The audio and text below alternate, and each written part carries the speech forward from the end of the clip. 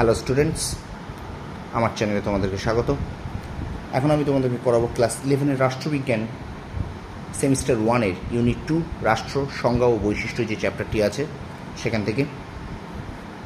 চলো ক্লাসটি শুরু করি। আজকের ক্লাসে মোট তোমরা 25টি প্রশ্ন পাবে।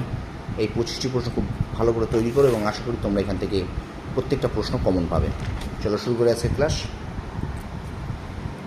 ক্লাস 11 রাষ্ট্রবিজ্ঞান সেমিস্টার 1 ইউনিট 2 রাষ্ট্র, সংজ্ঞা ও বৈশিষ্ট্য। প্রথম প্রশ্ন, রাষ্ট্রের আদর্শবাদী সংজ্ঞা দিয়েছেন কে? সঠিক উত্তর কান্ট। পরের প্রশ্ন, রাষ্ট্রবিজ্ঞানের জন্মভূমি কোথায়? প্রাচীন গ্রিস। পরের প্রশ্ন, সমাজের সর্বোচ্চ সংগঠন কে? উত্তর রাষ্ট্র। পরের প্রশ্ন, রাষ্ট্রের সর্বাধিক গ্রহণযোগ্য সংজ্ঞা কে দিয়েছেন? উত্তর গার্নার। রাষ্ট্রের উপাদান সংক্রান্ত সংজ্ঞা কে দিয়েছেন? উত্তর গার্নার।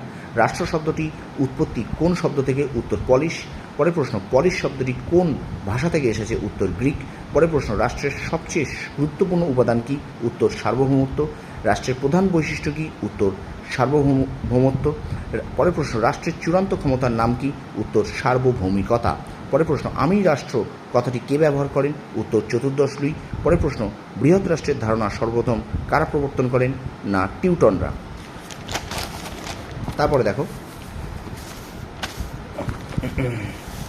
তারপরে প্রশ্ন,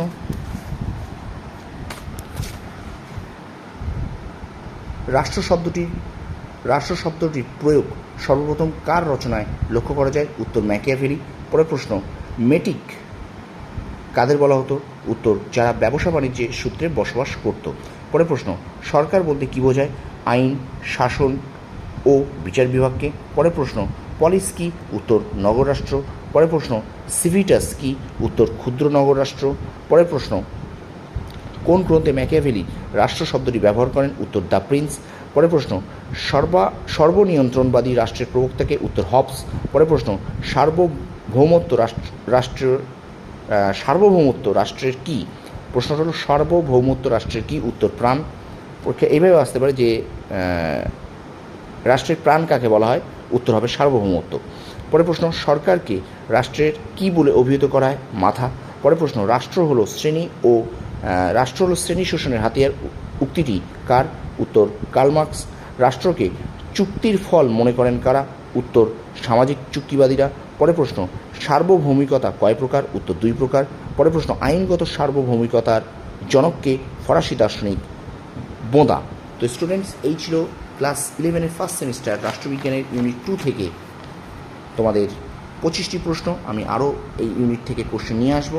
তোমরা এগুলো খুব মন দিয়ে পড়াশোনা করো এবং খুব মন দিয়ে এগুলো তৈরি করো। পরীক্ষা কিন্তু তোমাদের দোরগোড়ায় চলে এসেছে। তোমরা অবশ্যই ভালো করে পড়ো এবং তোমাদের রেজাল্ট অবশ্যই ভালো হবে। আমার এই ক্লাসটি যদি ভালো লাগে তোমরা অবশ্যই আমার চ্যানেলটা শেয়ার করো, সাবস্ক্রাইব করো এবং অবশ্যই একটা লাইক করো। আর পাশের বেল আইকনটি প্রেস করে রেখো।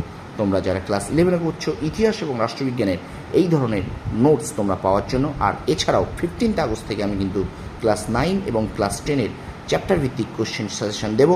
বিশেষ করে মাধ্যমিকদেরও সাজেশন পাবে, সেটা আর্টস গ্রুপের পাবে, বাংলা, ইতিহাস এবং ভূগোলের। চলো তোমরা খুব ভালো করে পড়াশোনা করো। ধন্যবাদ।